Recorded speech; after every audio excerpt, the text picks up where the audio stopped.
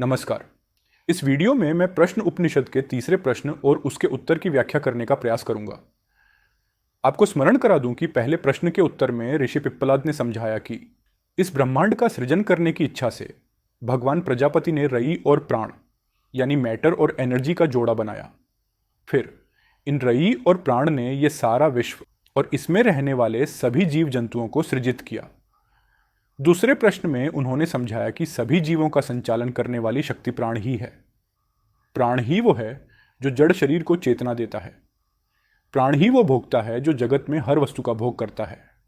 ये प्राण हमारे शरीर में 5 भागों में अपने आप को विभाजित करके रहता है। तीसरे प्रश्न की ओर बढ़ने से पहले मैं आपसे आग्रह करूंगा कि कृपया इस चैनल को सब्सक्राइब अवश्य करें तथा कमेंट सेक्शन में अपने विचार एवं सुझाव व्यक्त करना न भूलें। आइए अब तीसरे प्रश्न की ओर चलते हैं। अश्वला के पुत्र कौशल्या ने ऋषि पिप्पलाद से पूछा कि हे भगवान, यह प्राण कहाँ से एवं कैसे उत्पन्न हुआ है? वो हमारे शरीर में किस प्रकार प्रवेश करता है? उसके शरीर धारण करने का कारण क्या है?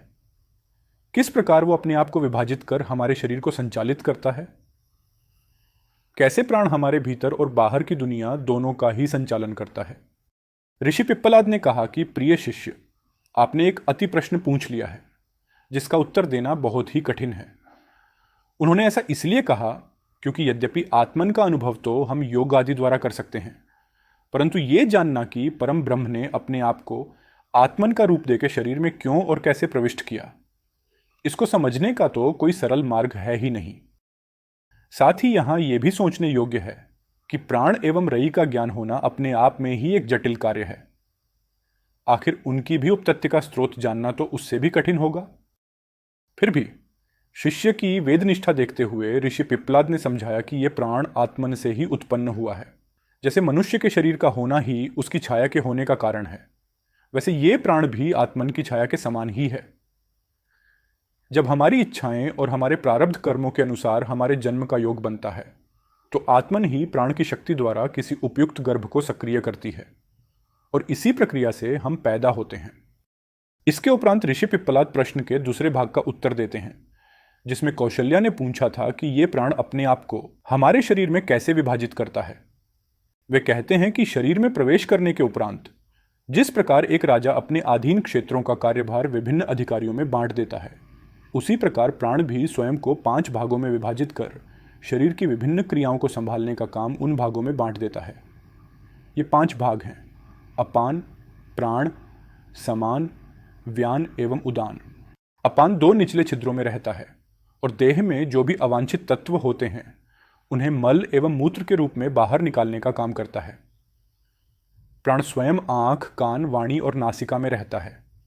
इंद्रियों पर वो स्वयं अपनी संप्रभुता रखता है और इन्हीं के द्वारा वो बाहर की दुनिया का भोक्ता बनता है। प्राण और अपान के मध्य में यानी नाभि में समान रहता है। ये भोजन और पेय से उत्पन्न होने वाली ऊर्जा शक्ति को समान रूप से पूरे शरीर में वितरित करता है। ये ऊर्जा शक्ति प्राण के माध्यम से हृदय तक पहुंचती है। इसी के बहाव से देखने, सुनने आदि की इंद्रियां प्रबुद्ध होती हैं। हृदय आत्मन का स्थान है। यहाँ 101 नाड़ियां हैं जो स्वयं भी 101 भागों में विभाजित हैं। इनमें से प्रत्येक की 72,000 उपशाखाएं हैं। इन सभी में व्यान चलता है। व्यान हृदय से निकलकर शरीर के भीतर हर जगह सूर्य की किरणों की तरह व्याप्त रहता है, विशेषकर जोड़ों, कंधों आदि महत्वपूर्ण अंगों में। प्राण और अपान की गतिविधियों के बीच में सक्रिय होकर यह उन कार्यों को करता है जिनके लिए शक्ति की आवश्यकता होती है। अंतिम भाग है उदान, जिसका एक अति महत्वपूर्ण कार्य होता है। मृत्यु के समय उदान सुषुम्ना नाड़ी के द्वारा शरीर से प्राण को बाहर ले जाता है और इसे वहां पहुंचाता है जहां इसके कर्मफल तय करते हैं, अर्थात स्वर्ग, नर्क अथवा पुनः मनुष्य लोक में। इसके उपरांत ऋषि अब प्रश्न के अंतिम भाग की ओर आते हैं, जिसमें पूछा गया था कि किस प्रकार प्राण हमारे भीतर और बाहर की दुनिया दोनों का ही संचालन करता है। भीतर की दुनिया का संचालन तो हमने समझ ही लिया है, परंतु हमारे बाहर की दुनिया को प्राण किस प्रकार नियंत्रित करता है? ऋषि पिप्पलाद समझाते हैं कि किस प्रकार बाहरी दुनिया में भी प्राण अपने आप को विभाजित कर लेता है। वो कहते हैं कि सूर्य प्राण की भूमिका निभाता है और पूरे जगत को उजागर करने का कार्य करता है। धरती अपान की भूमिका निभाती है क्योंकि यह गुरुत्वाकर्षण के माध्यम से सभी को नीचे की ओर खींचती है, जिस प्रकार अपान भी सभी पदार्थों को नीचे खींचता है। धरती एवं ब्रह्मांड के पीछे है आकाश, जो समान के स्वरूप है। वायु व्यान है, क्योंकि ये सभी वस्तुओं का बहाव करती है। तेजस अर्थात अग्नि ही वास्तव में उदान है। शरीर में इस अग्नि के बुझ जाने पर मनुष्य समझ लेता है कि देह त्याग देने का समय आ गया है, और हमारा सूक्ष्म शरीर अर्थात मन एवं इंद्रियां आदि इस देह को छोड़कर दूसरे में प्रवेश कर जाती हैं। मृत्यु जैसे जैसे पास आती है, प्राण के बाकी सब कार्य अर्थात अपान, व्यान एवं समान बंद होते जाते हैं, और अंततः प्राण उदान के रूप में आत्मन के ही आदेश पर भोक्ता को पुण्य और पाप कर्म के प्रभावानुसार उपयुक्त शरीरों में प्रविष्ट कर देता है। जो विद्वान प्राण को इस प्रकार जानता है वह अमर हो जाता है।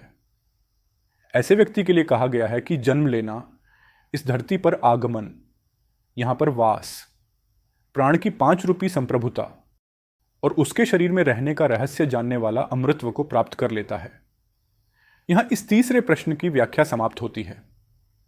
आशा करता हूं आपको वीडियो अच्छा लगा होगा। अगली वीडियो तक के लिए आप सबको मेरा नमस्कार।